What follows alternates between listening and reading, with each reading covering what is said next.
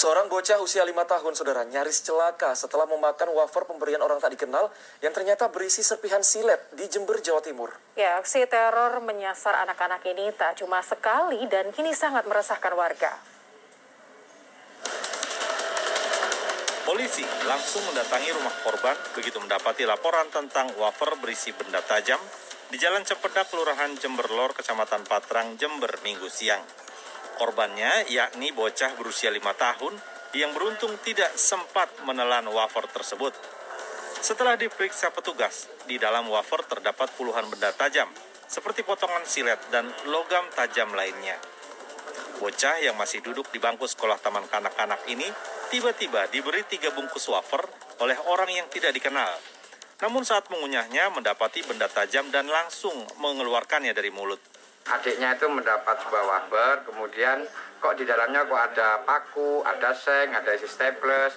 Nah, setelah saya tanyakan lebih lanjut, katanya dikasih sama orang, habis itu sempat digigit sama anak saya yang kecil ini, kemudian kok terasa keras sehingga sama dianya dilepeh. Nah, ternyata setelah diteliti lebih lanjut, ketiganya dibuka satu persatu, ternyata dalamnya seperti yang kita lihat sama tadi.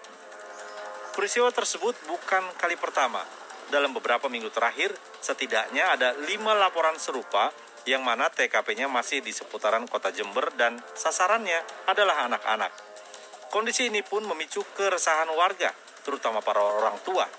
Apalagi di tengah pandemi COVID-19, saat anak-anak banyak menghabiskan waktu di rumah karena masih menjalani pembelajaran daring. Selain memeriksa beberapa saksi dan mengamankan barang bukti berupa 3 bungkus wafer yang isinya penuh dengan benda tajam, polisi juga terus memburu pelaku.